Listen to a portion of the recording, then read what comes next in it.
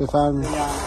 ریشه گردو، ریشه اوکالیپتوس، ریشه مازن، پولیسان تو دفتر ترکیه دارم. درست. این الان جناقی شده این؟ جناقی شده داره. خب این روکش اشه، البته این پوست پلنگیه رو ندارم. روکش موج 7-8 شو دارم. روکش اش. آره این اوکالیپتوس قهوه‌ای، اینو تو دفتر ترکیه دارم. سفارش یه قامم میخواد واسه درسته.